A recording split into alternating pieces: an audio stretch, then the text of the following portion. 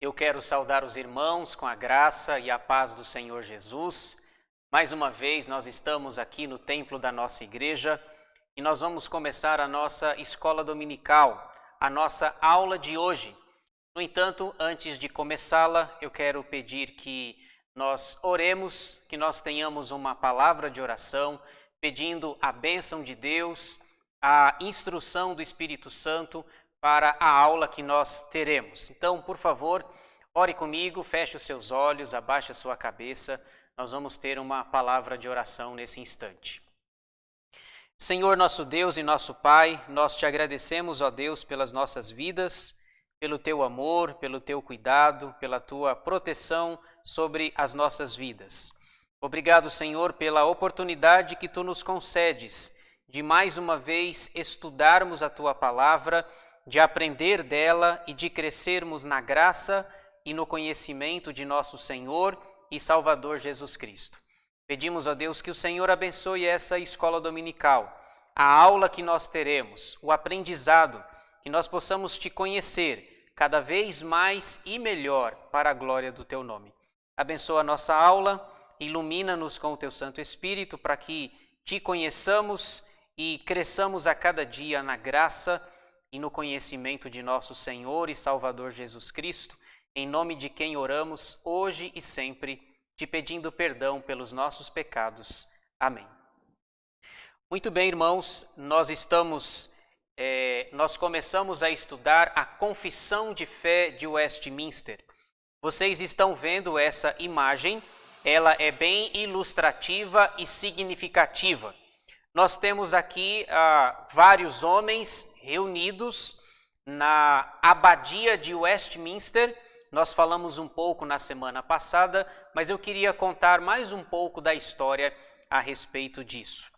A Confissão de Fé de Westminster, ela leva esse nome por causa da abadia de Westminster, da igreja que fica lá em Londres, na Inglaterra.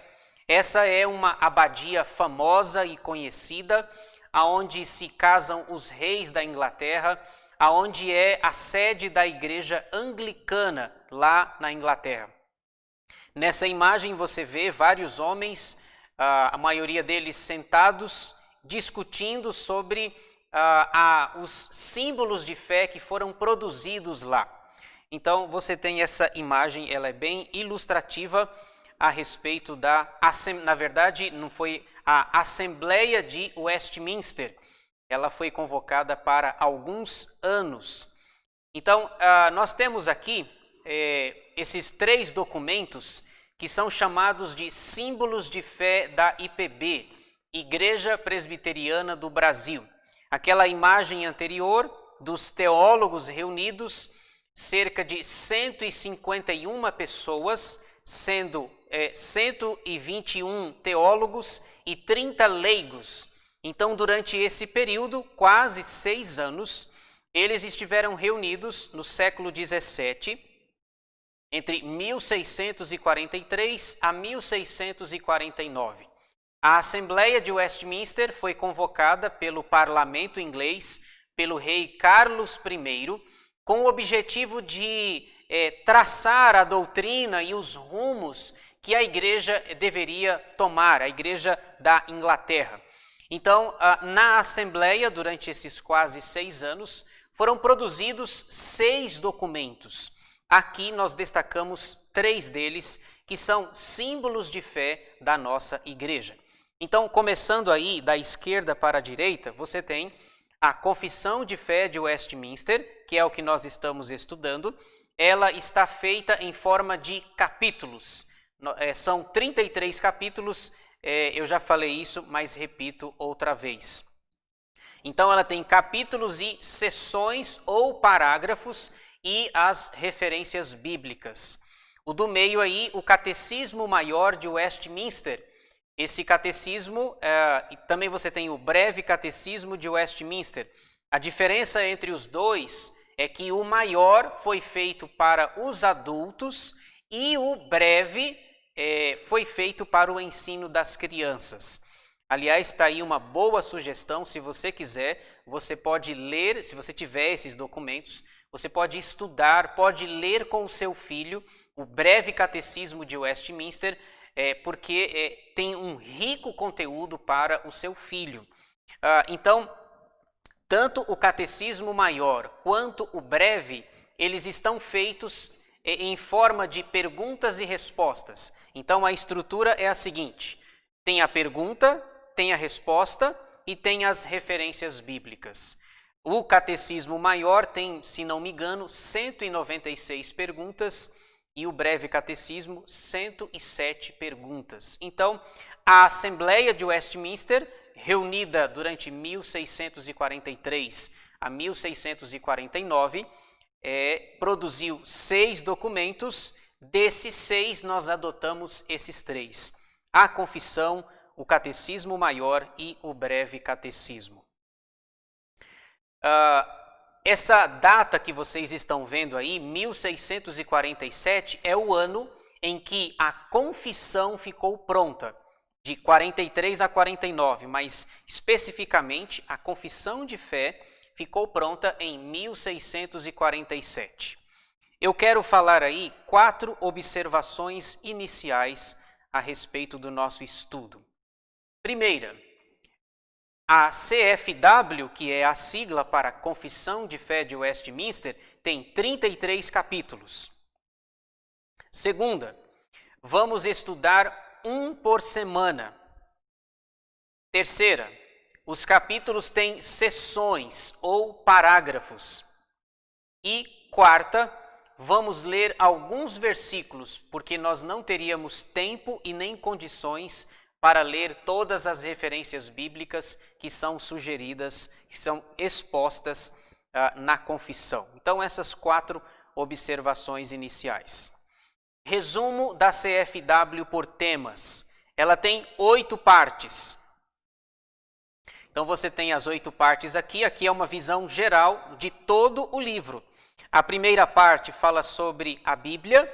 A segunda, que nós vamos começar a estudar hoje, assuntos relacionados a Deus. Terceira, salvação objetiva. Quarta, salvação subjetiva. Quinta, vida cristã. Sexta, o cristão na sociedade. Sétima, igreja. Oitava, escatologia. Então, os 33 capítulos estão divididos nessas 8 partes. Vejamos as 8 partes aqui mais detalhadamente. Primeira parte fala sobre a Bíblia. Tem um capítulo que nós estudamos na semana passada, da Escritura Sagrada. A segunda parte fala sobre Deus. São 4 capítulos. 2, de Deus e da Santíssima Trindade. 3, dos eternos decretos de Deus.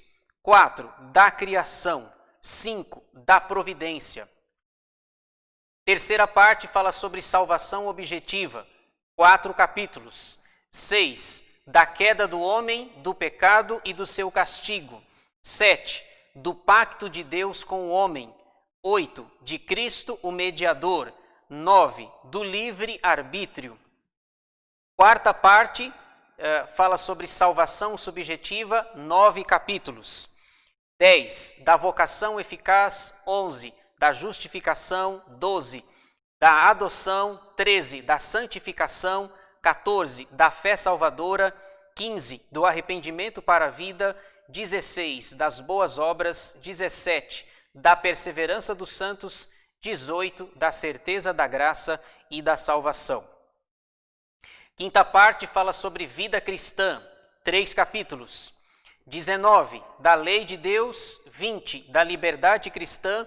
21, do culto religioso e do domingo. Sexta parte, o cristão na sociedade. São 3 capítulos. 22, dos juramentos legais e dos votos. 23, do magistrado civil. 24, do matrimônio e do divórcio. Sétima parte fala sobre a igreja. São 7 capítulos. 25, da igreja. 26, da comunhão dos santos. 27, dos sacramentos. 28, do batismo. 29, da ceia do Senhor. 30, das censuras eclesiásticas. 31, dos sínodos e concílios. E, finalmente, a 8ª parte fala sobre escatologia. São 2 capítulos. 32, do estado do homem depois da morte e da ressurreição dos mortos. 33, do juízo final. Então, observem que você tem 33 capítulos, todos eles diferentes entre si, divididos em partes, em 8 partes, começando o capítulo 1 falando da Bíblia, da importância dela. Afinal de contas, os irmãos devem se lembrar que um dos princípios da reforma foi sola scriptura, somente a Escritura. Por isso, começar falando no capítulo 1 sobre a Bíblia, da Escritura Sagrada. Se começa com a Bíblia e termina com o juízo final, capítulo 33. Então, nós teremos aí essa longa jornada de 33 capítulos, falando sobre assuntos diferentes e que tem muito a ver com a nossa vida, com o nosso dia a dia na igreja. Dito isso, então, nós vamos para o capítulo de hoje, especificamente falando, capítulo 2, de Deus e da Santíssima Trindade. Mais para frente eu vou explicar esse gráfico para vocês, no momento mais apropriado nós vamos falar sobre ele. Então, o nosso assunto vai ser esse Deus e Trindade. O capítulo 2 tem 3 sessões. Nós vamos fazer da seguinte forma: eu coloco sempre um resumo da sessão, depois nós detalharemos e mostraremos as referências bíblicas. Primeira sessão, o resumo é quem é Deus? E nesta sessão nós vemos alguns atributos de Deus. Vamos ver aqui. Então, a palavra-chave está em amarelo. Você vê aí, a palavra-chave é Deus.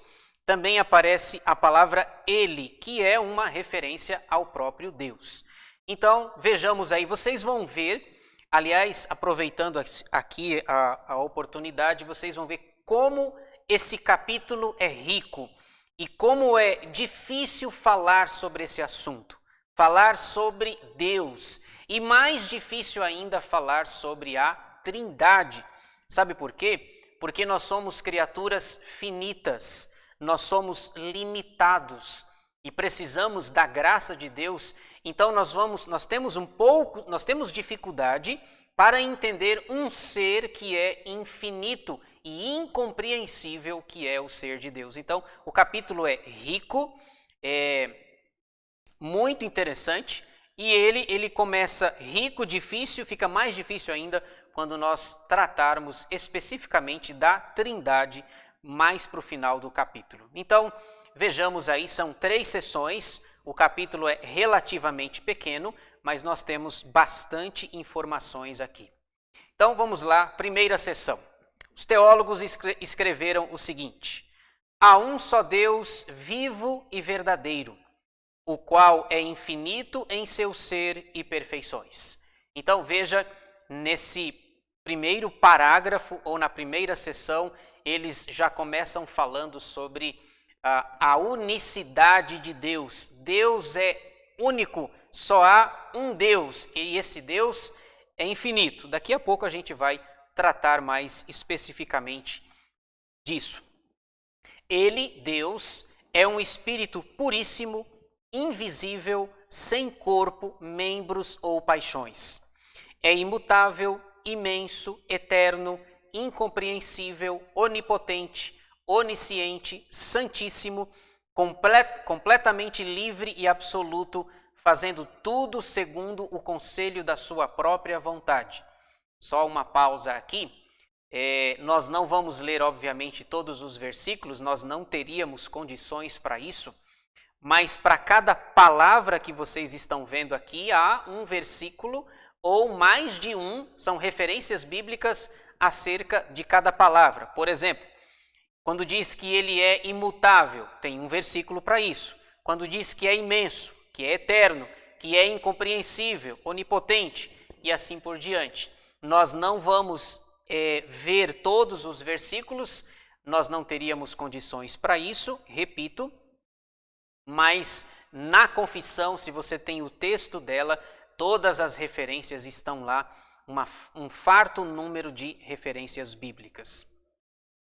E a primeira seção continua dizendo que é reta e imutável e para a sua própria glória. Essa palavra em amarelo que vocês estão vendo, é uma referência indireta a Deus. Então, as palavras em amarelo, Deus, Ele e agora é. Esse está falando de Deus. É cheio de amor, gracioso, misericordioso, longânimo, muito bondoso e verdadeiro galardoador dos que o buscam, e contudo, justíssimo e terrível em seus juízos, pois odeia o pecado. De modo algum terá por inocente o culpado. Então aqui nós temos vários atributos que são citados na primeira sessão. Eu coloquei um total aqui, nós temos 13 atributos que são mencionados na primeira sessão. Eu apenas li, não comentei sobre eles, mas eu quero falar um pouquinho sobre cada um desses atributos para que nós tenhamos um enriquecimento ainda maior da nossa aula. Então, na primeira sessão, total 13 atributos. Veja só, os atributos da primeira sessão, eles estão divididos em duas categorias, incomunicáveis e comunicáveis. Só explicando isso para você, se você não está familiarizado com esse tema, a palavra atributo significa qualidades, virtudes, nesse caso, pertencentes a Deus. Quando os teólogos deram essa nomenclatura de incomunicáveis e comunicáveis, os incomunicáveis pertencem somente a Deus. Só Deus os tem. Nós vamos ver alguns deles que já foram citados na primeira sessão. Então, os incomunicáveis pertencem a Deus. Os comunicáveis pertencem também a Deus, mas Ele, em alguma medida, Ele nos dá, Ele oferece para a sua igreja, para o seu povo, para o bem dela. Então, eu fiz aí nessas duas colunas, eu separei os atributos que aparecem na primeira sessão, eu os dividi em incomunicáveis e comunicáveis. Vejamos então a coluna da esquerda. Os incomunicáveis. O primeiro que aparece lá no texto é a questão da imutabilidade. Esse é um atributo que apenas Deus tem. Significa que ele não muda, que a sua essência não muda. Por exemplo, Hebreus capítulo 13, versículo 7, salvo engano, diz que Jesus Cristo é o mesmo ontem, hoje e o será para todo sempre, mostrando a sua imutabilidade. Ele não muda em seu ser, na sua essência e nas suas perfeições. Segundo, imensidão. Imensidão ou imensidade. Coloquei aí imensidão. A imensidão tem a ver com o seu tamanho, com a sua grandeza. E o nosso Deus é grande, infinitamente grande, não dá para medi-lo. Quando Salomão terminou de construir o templo, ele levantou as mãos para os céus, se ajoelhou e fez a sua conhecida oração. E num determinado momento da oração ele diz: Senhor, nós fizemos esse templo para ti. No entanto, eis que os céus dos céus não podem conter a tua glória, o teu tamanho, o teu resplendor. Os céus dos céus não cabem. É mais ou menos assim. Nós fizemos um templo para o Senhor, mas o Senhor não cabe lá dentro do templo, porque os céus dos céus não podem contê-lo. Terceiro, eternidade. É um outro atributo incomunicável que é citado na primeira sessão. Significa que Deus não tem começo e também não tem fim. Ele é eterno. Por exemplo, me ocorre de cabeça aqui o Salmo 90, versículo 2, escrito por Moisés. Ele diz: Senhor, de eternidade a eternidade, Tu és Deus. Para nós é difícil entender isso porque nós temos começo, meio e fim, nós nascemos, crescemos, envelhecemos e morremos, mas Deus é eterno. É o terceiro atributo destacado na primeira sessão. Quarto, incompreensível. Incompreensível.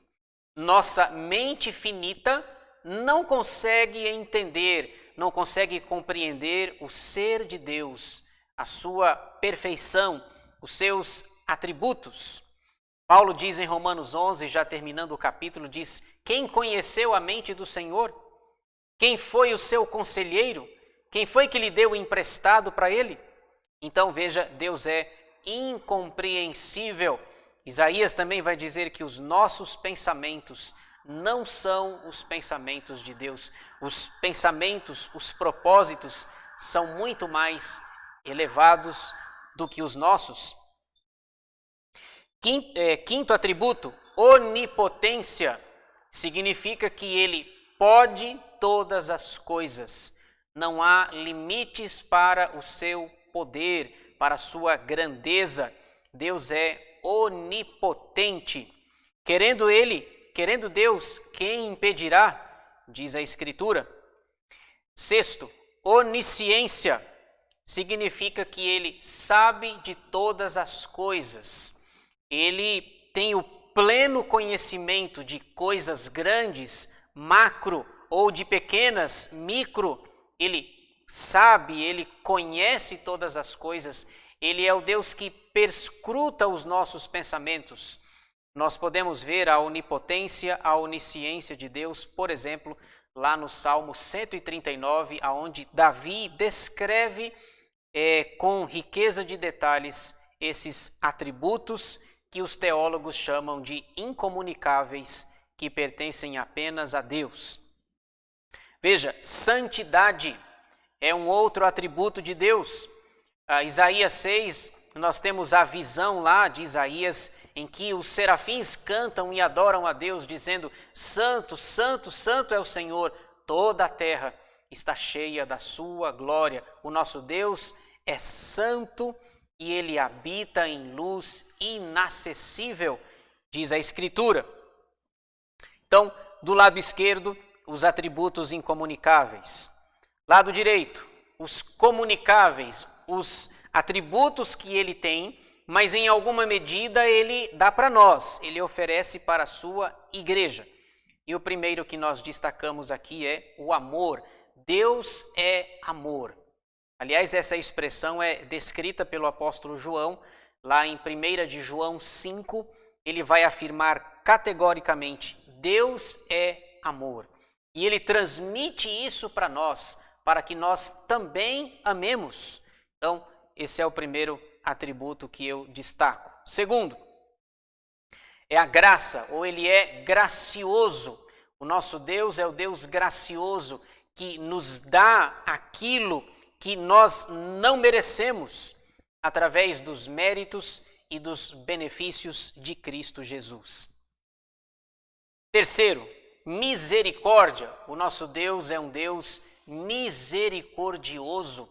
Ele é compassivo, clemente, benigno. Ele tem misericórdia de nós. Lembram-se, por exemplo, o Salmo 136 fala sobre isso.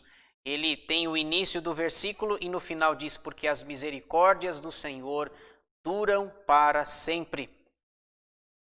Quarto, longanimidade, significa longo ânimo ou paciência. Esse é um atributo comunicável de Deus. Deus é longânimo, paciente, tolerante para com o seu povo e a sua igreja, e até mesmo com os ímpios, pelo fato de Deus não destruir os ímpios no exato momento em que eles cometem erros, pecados, violências e etc. Quinto, bondade. Esse é o quinto atributo comunicável. Deus é bom, o nosso Deus é bom. Isso é destacado, por exemplo, em alguns salmos sobre a bondade de Deus. Sexto, justiça. Ele é justo. ao mesmo tempo que ele é amor, gracioso, misericordioso, longânimo, bondoso, ele é justo. E esse é um atributo que a gente não fala muito, não gosta, porque se ele fosse aplicar para nós a justiça, nós estaríamos encrencados, mas o nosso Deus é um Deus justo. Então, eu tentei resumir a primeira sessão, são apenas 3 sessões. Eu li o texto lá e coloquei aí de uma forma mais resumida os atributos que aparecem na primeira sessão. Então, você tem 7 incomunicáveis, 6 comunicáveis, total 13 atributos. Vamos agora, irmãos, para as referências bíblicas. O que a Bíblia diz sobre essa primeira sessão. Eu destaquei apenas alguns versículos. Deuteronômio 6,4 diz assim: Ouve Israel, o Senhor nosso Deus é o único Senhor. Então, a palavra em amarelo, único, para comprovar aquilo que nós dissemos no início da sessão. Há um só Deus, vivo e verdadeiro, o qual é infinito em seu ser e perfeições. Então, Moisés destaca aqui que Deus é único. Isso aqui é o Shema judaico, em que todos os dias eles deveriam repetir esse versículo. Ouve Israel, o Senhor nosso Deus é o único Senhor.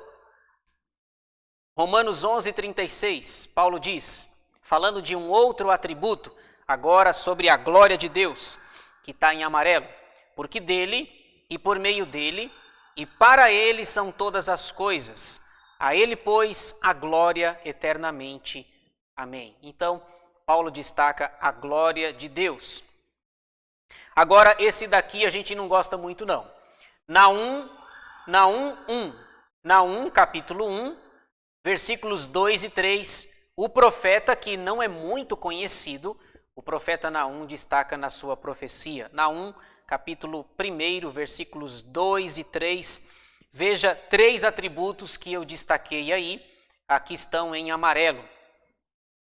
O Senhor é Deus zeloso e vingador, então a questão da vingança. O Senhor é vingador e cheio de ira. Ira é um outro atributo de Deus. O escritor aos Hebreus vai dizer, horrível coisa é cair nas mãos de um Deus, do Deus vivo. O Senhor toma vingança contra os seus adversários e reserva indignação para os seus inimigos. Versículo 3. O Senhor é tardio em irar-se, mas grande em poder e jamais inocenta o culpado. O Senhor tem o seu caminho na tormenta e na tempestade, e as nuvens são o pó dos seus pés. Então veja, os 2 atributos iniciais, o vingador ou a vingança e a ira, nós não gostamos muito, mas é fato. Deus tem esses atributos também. E no versículo 3, você tem aí o poder de Deus. Deus é poderoso. Em alguns lugares da Bíblia, a descrição de todo-poderoso. Esse é o nosso Deus. E aqui diz que ele jamais inocenta o culpado. Culpado é culpado, inocente é inocente para ele. Ele não confunde, ele não aceita suborno, ele não troca sentenças. Naum deixa isso muito claro. Segunda sessão. Novamente a pergunta é, quem é Deus? E aqui nós vamos encontrar mais atributos. Nós destacamos 13 na primeira sessão e agora nós vamos ver mais alguns atributos. Veja, a palavra-chave é Deus, e que está em amarelo. Então você tem Deus, mais ou menos no meio aí, ele, e no final à direita, ele, que são referências ao próprio Deus.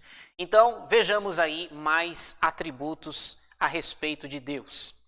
Deus tem em si mesmo e de si mesmo toda a vida, glória, bondade e bem-aventurança. Ele é todo suficiente em si e para si. pois não precisa das criaturas que trouxe à existência. Veja, Deus não precisa das suas criaturas.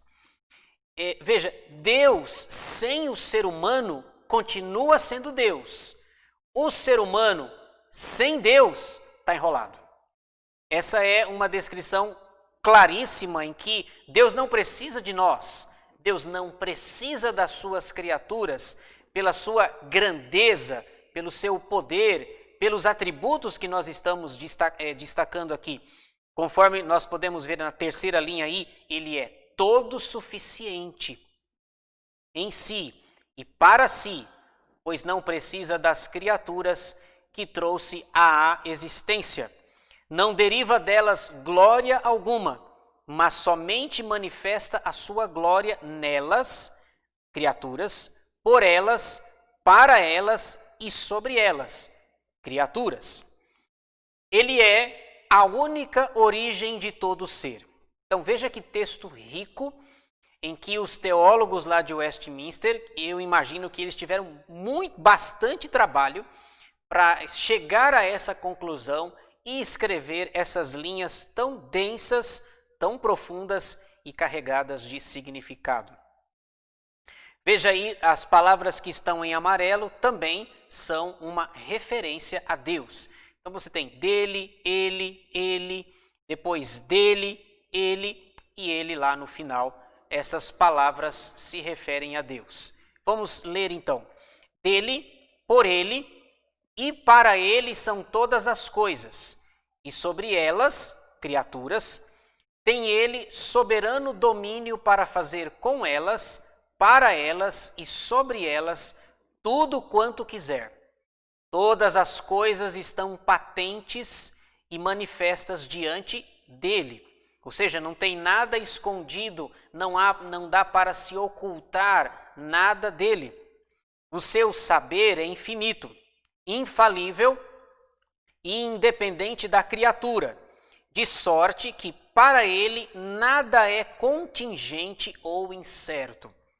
Ele sabe de tudo.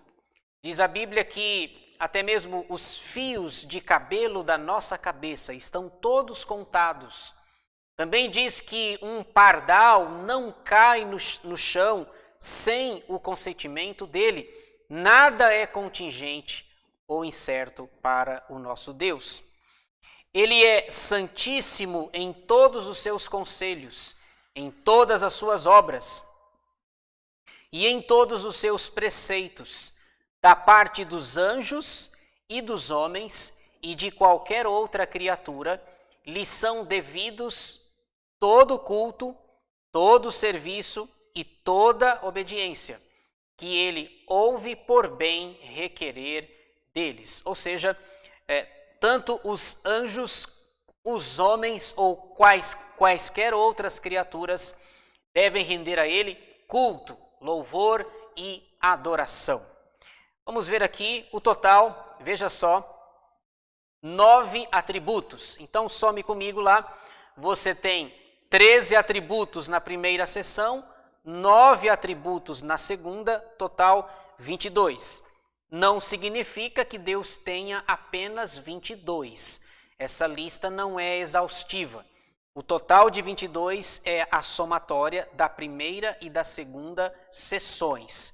Mas nós não estamos limitando o Senhor Deus e dizendo que ele tem apenas esses 22 atributos aqui. Deixa eu fazer da mesma forma que eu fiz com o anterior, atributos da segunda sessão. Então nós temos na esquerda os incomunicáveis, na direita os comunicáveis. Lembrando mais uma vez para você, e talvez não esteja familiarizado com essas duas expressões, incomunicáveis pertencem somente a Deus, os atributos, só ele os tem. Os comunicáveis, ele os tem e ele os oferece em alguma medida para a sua igreja, para o seu povo. Então vejamos aí os 9 atributos da segunda sessão, como é que eles estão divididos. Primeiro, incomunicável, autoexistência. Ele é autoexistente. Ele não tem princípio e também não tem fim. Ele sempre existiu.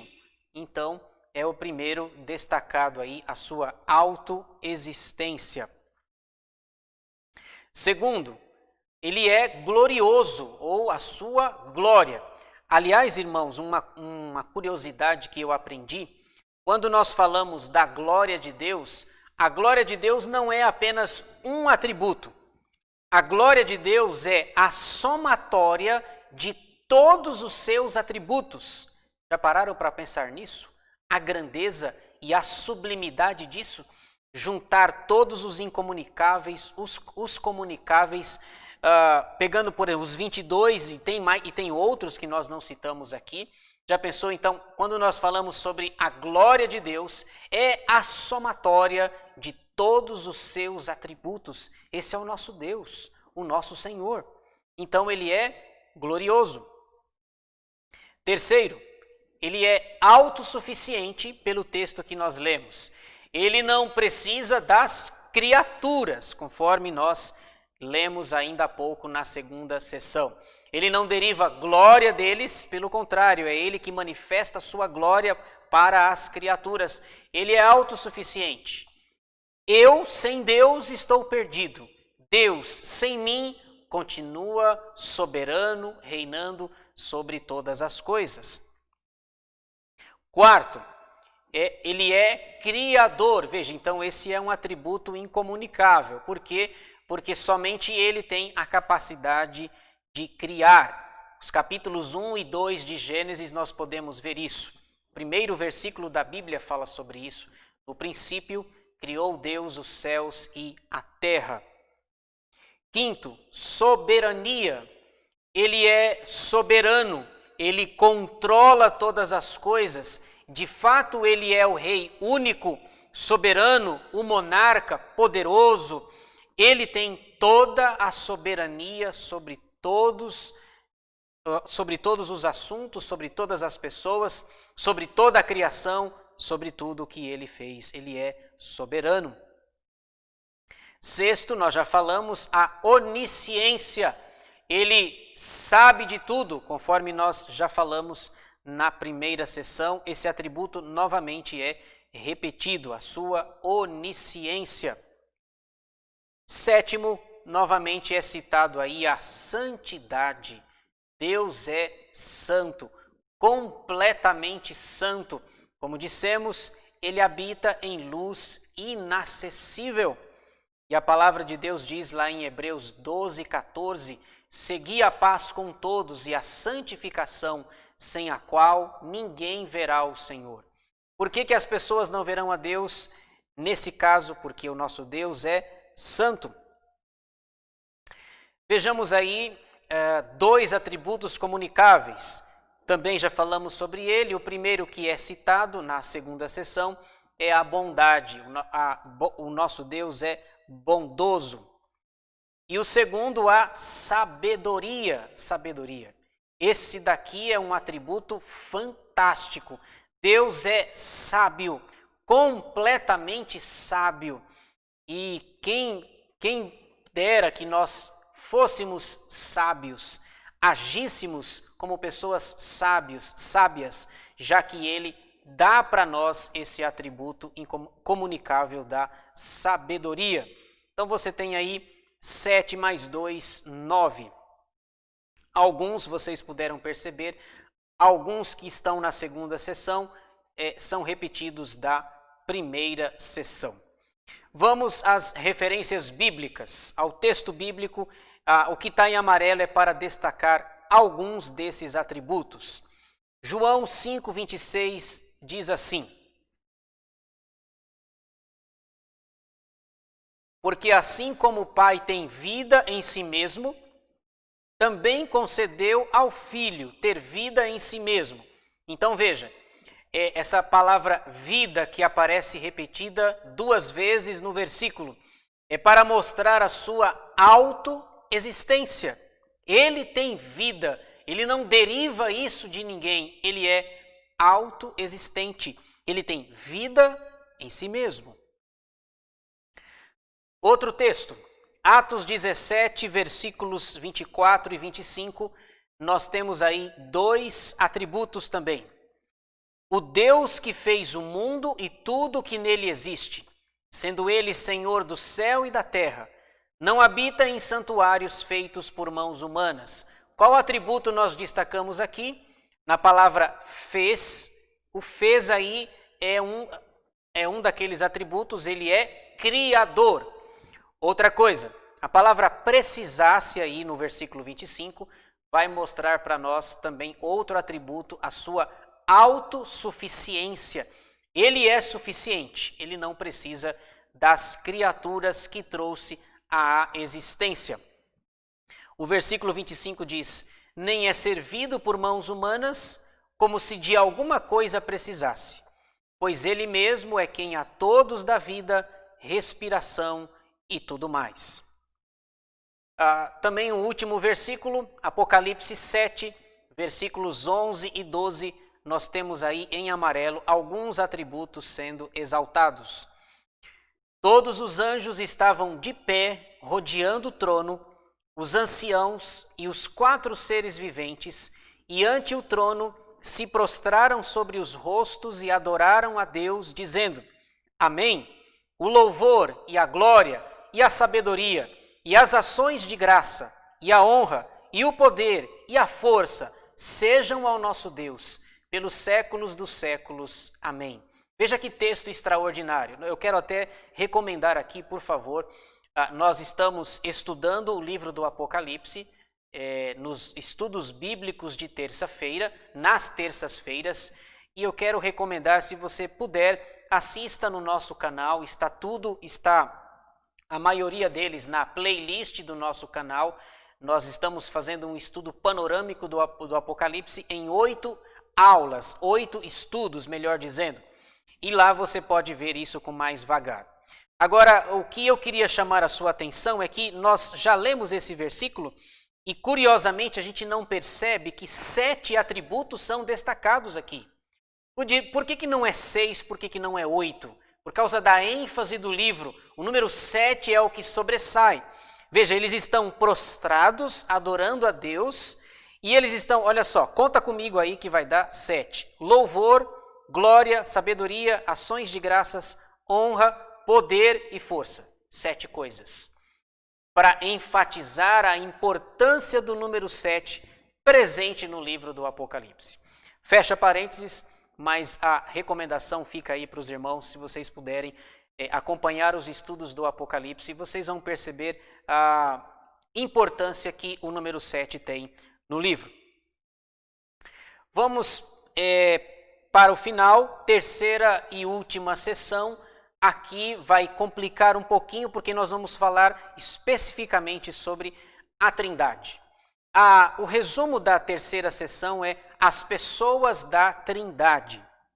A palavra-chave aí, na terceira e última sessão, é pessoas. Eu vou ler, depois eu vou explicar algumas coisas aqui sobre esse assunto da Trindade. Na unidade da divindade, há 3 pessoas, palavra-chave da sessão, pessoas, de uma mesma substância, poder e eternidade. Deus o Pai, Deus o Filho e Deus o Espírito Santo. O Pai não é de ninguém, não é gerado, nem procedente. O Filho é eternamente gerado do Pai. O Espírito Santo é eternamente procedente do Pai e do Filho. Viram a complexidade aqui da terceira sessão? Eu fico imaginando que essa sessão, resumida aí em 8 linhas aqui no nosso slide, isso deve ter gerado muita discussão, muito debate, para que eles resumissem aqui a questão da Trindade. Como é que a gente resolve a palavra-chave aqui, pessoas? Então veja, as pessoas da Trindade.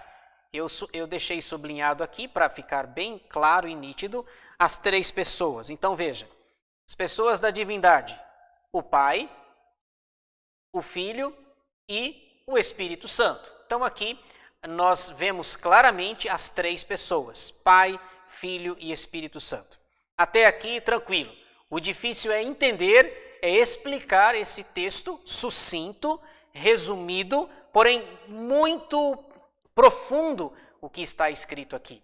Deixa eu só lembrar você de um versículo que eu já citei aqui. Por exemplo, Deuteronômio 6,4. Vocês lembram? Ouve Israel, o Senhor nosso Deus é o único Senhor. Como é que eu concilio Deuteronômio 6,4, que fala que só existe um Deus, com esse texto aqui? Talvez esse foi o grande problema dos judeus, que citavam Deuteronômio todo dia. Ouve Israel, o Senhor nosso Deus é o único Senhor. Eles diziam, só há um Deus. De repente nós temos esse texto aqui dizendo que há três pessoas na unidade da divindade. Eles têm a mesma substância, o mesmo poder e a mesma eternidade. Veja só aí, depois de Espírito Santo, está escrito assim: o Pai não é de ninguém, não é gerado, nem procedente. O Filho é eternamente gerado do Pai. O Espírito Santo é eternamente procedente do Pai e do Filho. Vamos falar um pouquinho aqui sobre isso. Eu prometi para vocês essa imagem, eu penso que esse gráfico a respeito da Trindade vai nos ajudar a entender um pouco, ainda que nós nunca entenderemos isso, na verdade, mas deixa eu ilustrar um pouco a respeito da Trindade. Você tem esse gráfico aqui, no meio, esse círculo, escrito Deus. Aí tem três setinhas em verde. Então, Deus é, olhando para cima, né? Deus é Pai, Deus é Filho, Deus é Espírito Santo. Agora, olhando a setinha azul, Deus não aliás, começando de cima, né? O Pai não é o Filho não é o Espírito Santo e o Espírito Santo não é o Pai. É uma tentativa de nós separarmos, mas isso é muito difícil. Você tem aí os versículos bíblicos, a Trindade na parte esquerda, na tela, no canto superior esquerdo alto, Mateus 28, 19, a gente vai ler já esse versículo, vai falar, mas isso é uma tentativa de dizer que é um Deus só, que subsiste em três pessoas. Mas isso é muito difícil para a nossa razão. Nós não compreendemos isso, porque como é que a gente entende que é um ser só que tem três pessoas? Aliás, a melhor definição que eu já ouvi sobre Trindade, eu queria falar com vocês, queria compartilhar aqui, a melhor definição que eu já ouvi sobre esse assunto é a seguinte: nós não entendemos a Trindade pela razão, mas a aceitamos pela fé. Pronto. Eu acho que isso daqui é bastante elucidativo, explicativo para essa questão. Eu vou repetir: não entendemos a Trindade pela razão, mas a aceitamos pela fé. É a melhor explicação que eu tinha para dizer para vocês. Algumas pessoas tentam explicar usando, por exemplo, o exemplo da água, que você tem a água é uma água só, uma essência só, mas você tem os três estados da água, né? O sólido, o líquido e o gasoso. É água, mas fica sólido, líquido e gasoso. Mas isso é um mistério, Mas você pode ver que a Trindade, ela está presente na Bíblia. Aliás, não o nome, né? O nome Trindade não consta, não aparece na Bíblia. Foi um estudioso, talvez no 4º século, chamado Tertuliano, se não me falha a memória. Esse homem foi o primeiro a usar essa nomenclatura, Trindade. No entanto, nós encontramos o relato bíblico de que só há um Deus, que subsiste em três pessoas. Mas nós temos um texto lá em João que diz assim, me foge a memória agora o capítulo e o versículo certinho, mas o apóstolo João diz na sua primeira carta, provavelmente o capítulo 5, e diz há três que dão testemunho no céu: a água, a palavra e o Espírito. Veja, não tem a palavra trindade, mas tem a palavra três. Trindade, três pressupõe-se trindade, não com esse nome. O fato de não ter o nome na Bíblia trindade, de Gênesis a Apocalipse, isso não nos desautoriza a desacreditar na doutrina. Então, voltando para João, há três que dão testemunho no céu. Três, uma referência indireta à trindade. Então, eu trouxe esse gráfico aí para tentar ajudar você. É uma tentativa, mas a melhor explicação mesmo é que nós nunca entenderemos isso. A trindade não pode ser entendida pela razão, mas nós a aceitamos pela fé. Então, Deus é Filho, Deus é Espírito Santo, Deus é Pai. E as pessoas são distintas em si. Vamos às referências bíblicas aqui na conclusão da nossa aula. Veja só, você tem aqui, Mateus 3, é o batismo de Jesus. Você tem claramente a manifestação da Trindade, apesar do nome não aparecer. Eu vou ler e você vai perceber aí o que está em amarelo. Batizado Jesus, saiu logo da água, e eis que se lhe abriram os céus, e viu o Espírito de Deus descendo como pomba, vindo sobre ele. E eis uma voz dos céus que dizia: Este é o meu Filho amado, em quem me comprazo. Então você percebe no batismo de Jesus a manifestação da Trindade. Quem é que está na água? Jesus. Como é que o Espírito se manifesta como em forma de pomba? É o Espírito Santo. De quem é a voz? É a voz do Pai. Então no batismo de Jesus você vê a manifestação de um Deus que é único, mas é triunitário, triuno. Jesus na água, o Espírito Santo em forma de pomba e a voz do céu que diz: Este é o meu Filho amado, em quem me comprazo. Outro texto, Mateus 28, 19, que aparece no slide da ilustração da Trindade, é a grande comissão. Jesus diz o seguinte: nós conhecemos muito bem esse versículo, diga-se de passagem: Ide, portanto, fazei discípulos de todas as nações, batizando-os em nome do Pai, e do Filho e do Espírito Santo. Então veja, é para batizar em nome da Trindade. Pai, Filho e Espírito Santo. Não há o nome, mas a evidência. Outro texto, 2 Coríntios 13, 13. Nós temos aqui a bênção apostólica, que nós a damos no final dos cultos, quando acontecem os cultos. A graça do Senhor Jesus Cristo e o amor de Deus e a comunhão do Espírito Santo sejam com todos vós. Percebam que a bênção apostólica é a manifestação ou a invocação do Deus triuno. Jesus Cristo, Deus e Espírito Santo. Então você vê, não tem o nome, mas tem a manifestação da Trindade. Muito bem, irmãos. Apesar da complexidade, era isso que eu tinha para dizer na manhã desse dia para vocês. Esse é o capítulo 2 de Deus e da Santíssima Trindade.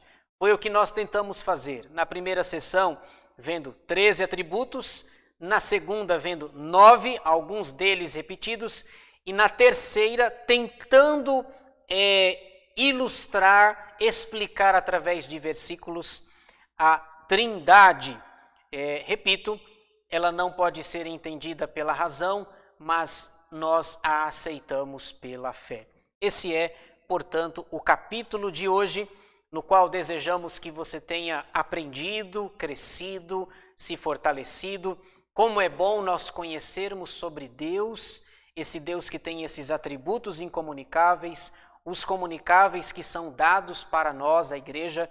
Como é bom nós sabermos que nós servimos a esse Deus, o Deus que subsiste em 3 pessoas, o Pai, o Filho e o Espírito Santo.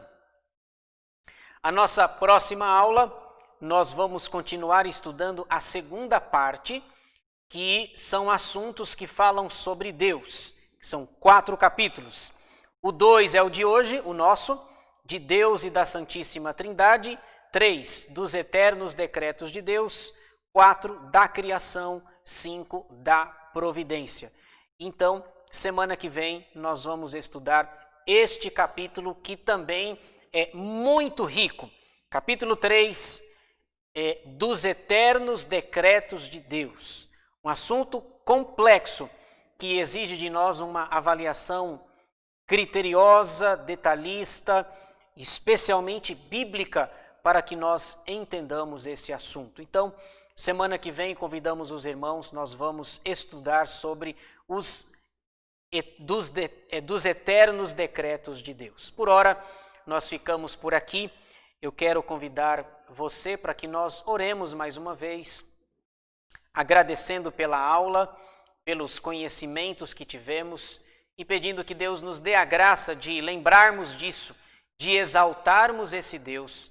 Então eu peço que você feche os seus olhos, abaixe a sua cabeça, nós vamos orar e encerraremos a aula de hoje.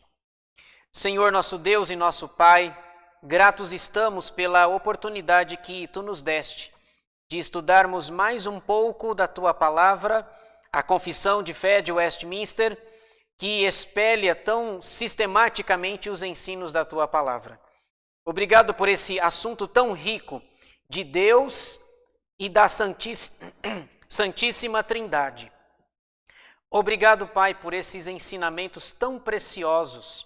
O nosso Deus tem tantos atributos, tantas qualidades, atributos incomunicáveis, atributos comunicáveis, e também te agradecemos pelo assunto, pelo ensino da Trindade, esse Deus que é único, mas que subsiste em 3 pessoas. Não entendemos isso pela razão, mas aceitamos pela fé. Cremos em Deus, cremos no Pai, cremos no Filho e cremos no Espírito Santo. Abençoa as nossas vidas, ó Deus, e aplica esses ensinos e que essas verdades estejam presentes no nosso coração e as vivamos para a glória do Teu santo nome. Muito obrigado pelo Deus que Tu és, pelo Teu poder, pela Tua soberania, eternidade e tantos atributos que foram destacados nessa aula. Louvamos-Te, ó Deus, e pedimos que o Senhor nos dê um domingo abençoado e na Tua presença, e que vivamos para a glória do Teu santo nome. Nós oramos agradecidos em nome de Jesus, hoje e sempre. Amém. Deus te abençoe, que você tenha um bom domingo com a sua família e nós nos encontraremos na nossa próxima aula estudando mais um capítulo da Confissão de Fé de Westminster. Que Deus te abençoe.